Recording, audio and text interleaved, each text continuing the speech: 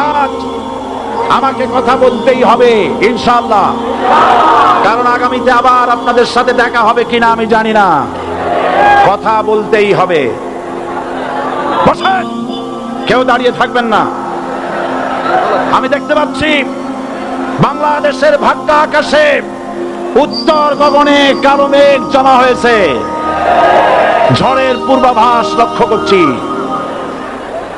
যদি মোকাবেলা করতে না পারেন সক্ষম ভাবে, এমন অন্ধকার গাঢ় কালো অমাবস্যার রাত আসতে পারে যার শুভে সাদে খাওয়া অসম্ভব। সুতরাং আপনারা কি কাপুরুষের মতো কাফের মুশরিকদের গোলামি করে মরতে চান? বিড়ালের মতো 500 বছর বেঁচে থাকার কোনো লাভ নাই। সিংহের মতো 1 ঘন্টা বাঁচতে চাই। আমাদেরকে বলা হয় সাম্প্রদায়িক উস্কানিমূলক কথা নাকি আমি বলি। পত্রপত্রিকা দিছে না তারা? সাম্প্রদায়িক উস্কানি কথা, সাম্প্রদায়িক উস্কানিমূলক কথা বলি, সেই জন্যই বোধহয় শত শত মুসলিম আমাদের কাছে এসে মুসলমান হয়। মানুষে আর বোকা বানানো যাবে না। যাবে কি? আর বোকা বানানো যাবে? তারপর বলছে কি? এরপরে বলছে, আমাকে বলছে রাজাকার। শুনে রাখো চট্টগ্রামের লক্ষ লক্ষ জনতা, পার্লামেন্টে যখন আমাকে এই কথা বলা হয়েছিল, আমার পার্লামেন্টের কলিগ জাফরুল্লাহ চৌধুরী সাহেব বসে আছেন এখানে, জাফরুল ইসলাম চৌধুরী বসে আছেন পাশে, প্রধানমন্ত্রী সুদ্ধা, অন্তত 3 শতাধিক পার্লামেন্টের সম্মানিত সদস্যরা সেদিন বসা। 1997 সনের বাজেট বক্তৃতা যখন আমি করতেছিলাম, ডক্টর কুদরতে খোদা, নাম রাখছে কুদরতে খোদা, আসলে গজবে খোদা। এই লোকটি নাস্তিক, ইসলামের চূড়ান্ত দুশমন। তার প্রণীত শিক্ষা ব্যবস্থার যখন সমালোচনা করছিলাম, ট্রেজারি বেঞ্চ থেকে আমাকে বলা হলো রাজাকার। আমি আমার সমস্ত শক্তি একত্রিত করে বলেছিলাম, শুধুমাত্র হিন্দুস্তানের রাজাকারেরাই আমাকে রাজাকার বলতে পারে। আমি বলেছিলাম 1973 সন পর্যন্ত আমি বাংলাদেশের কোন রাজনৈতিক দলের নেতা এবং কর্মী ছিলাম না।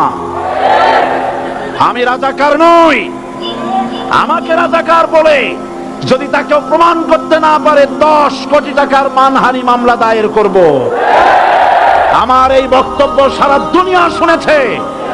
পার্লামেন্টে আমার এই বক্তব্য রেকর্ড হয়ে আছে। সেদিন 3 শতাধিক পার্লামেন্ট মেম্বারের কেউ আমার চ্যালেঞ্জ গ্রহণ করেন নাই। যে কোনো ব্যক্তি পার্লামেন্টে গিয়ে আমার বক্তৃতা দেখে আসতে পারেন। এরপরে 1997 সনের 7ই অক্টোবর দৈনিক জনকণ্ঠ পত্রিকা যখন আমার বিরুদ্ধে লিখলো, সেই পত্রিকায় সাইদির ওপেন চ্যালেঞ্জ 8ম পাতা, 1997 7ই অক্টোবর, এত বড় 2 কলামে হেডিং। সেখানে আমি বলেছি, বাংলাদেশের সকল সাংবাদিক, গোয়েন্দা বিভাগ, বাংলাদেশের সকল বুদ্ধিজীবীকে আমি আমার পিরোজপুরে আমন্ত্রণ করছি। আমার উপস্থিতিতে যদি কেউ প্রমাণ করতে পারে বাংলাদেশের স্বাধীনতা যুদ্ধের বিরুদ্ধে আমার কোনো ভূমিকা ছিল, সজ্ঞানে স্বেচ্ছায় জাতীয় সংসদের সদস্য পদ থেকে পদত্যাগ করব।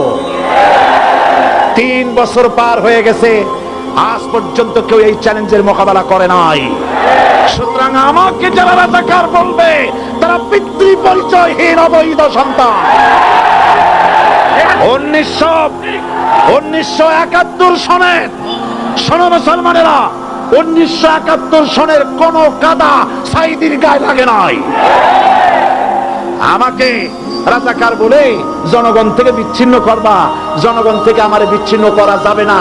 কারণ এই জনগণ আমার জন্য আসে না, এই জনগণ আসে আল্লাহ কোরআনের জন্য।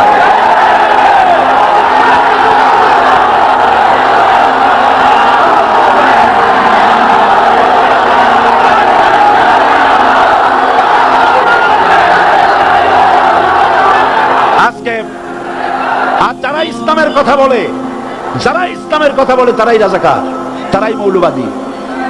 মৌলবাদী বললে আমরা অসন্তুষ্ট হই না। কারণ মৌলবাদী শব্দটা আসছে মূল থেকে, মৌল শব্দ এসেছে মূল থেকে। মূলবাদী তার মানে যারা মূলে আছে, মূল হলো কোরআন, মূল হলো হাদিস, মূল হলেন আল্লাহ, মূল হলেন আল্লাহ রসুল। আমরা আছি মূলে। এখন বলেন তো মূলের শক্তি বেশি না আগার শক্তি বেশি? আমাদের যারা মৌলবাদী বলে ওরা হলো আগাবাদী। মূলে আছে কত কোটি? 12 কোটি। মূলে আছে কত কোটি? আর আমাদের যারা মৌলবাদী বলে ওই থাকো গাছের আগায়, আমরা মূলে। লাভালাভি বেশি করবা না, 12 কোটিতে গাছের গোড়া আসতে নানা দেবে, মামু বাড়ি দিল্লি গিয়ে পড়বা, বাংলার জমিনে জায়গা হবে না। এ কথা বিশ্বাস করো। বাংলাদেশের মুসলমানদের শরীরে এক বিন্দু রক্ত থাকতে শয়তানের তৈরি করা ধর্ম নিরপেক্ষ মতবাদ বাংলার জমিনে কায়েম হতে দেওয়া হবে না, হবে না।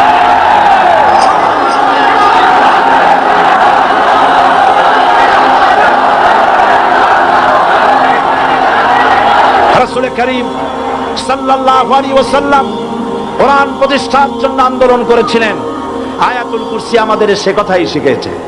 আল্লাহ রাব্বুল আলামিন বলেন, আল্লাহু লা ইলাহা ইল্লা হুয়াল হাইয়ুল কাইয়্যুম। প্রাণ খুলে পড়েন, আল্লাহু লা ইলাহা ইল্লা হুয়াল হাইয়ুল কাইয়্যুম। আল্লাহ হচ্ছেন তিনি যিনি ছাড়া কোনো ইলাহ নাই, আইনদাতা নাই, বিধানদাতা নাই। আমরা মানুষের তৈরি করা আইন মানি না। 12 কোটি মুসলমানের দেশে আইন তৈরি করবে মানুষ, আমরা মানব না। পার্লামেন্টে তৈরি হতে হবে কোরআন দিয়ে, পার্লামেন্টে আইন তৈরি হতে হবে কোরআন দিয়ে।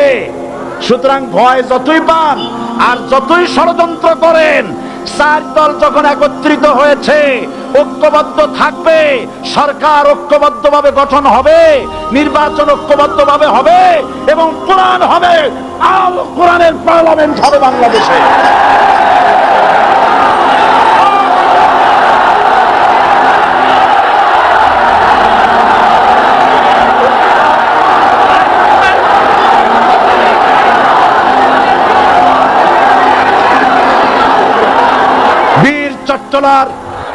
বীর চট্টলার মুসলমানেরা, বীর চট্টলার মুসলমানেরা স্বাধীনতার ঘোষণা এই চট্টগ্রাম থেকে স্বাধীনতার মহান ঘোষক প্রেসিডেন্ট জিয়াউর রহমান সাহেব দিয়েছিলেন। এই চট্টগ্রাম থেকেই ইসলামী রাষ্ট্রের ঘোষণা হবে।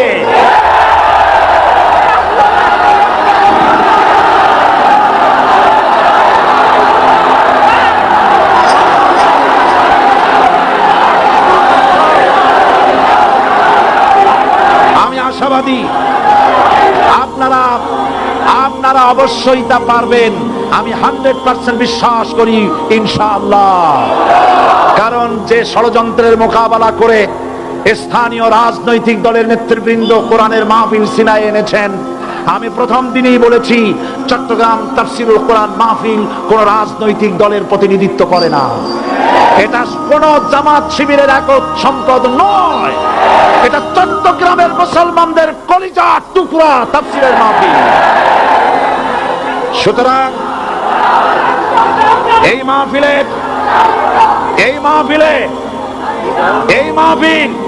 চট্টগ্রামে থাকবে ইনশাআল্লাহ কিয়ামত পর্যন্ত। 144 ধারা 288 হয়ে গেছে, ষড়যন্ত্র পায় পায় চলে গেছে। আমি ওই সব ছেলেদের বলি, সরকারি দলের ছাত্র হইয়া মুসলমানদের বিপক্ষে যাইও না। এদেশের ভাগ হয়ে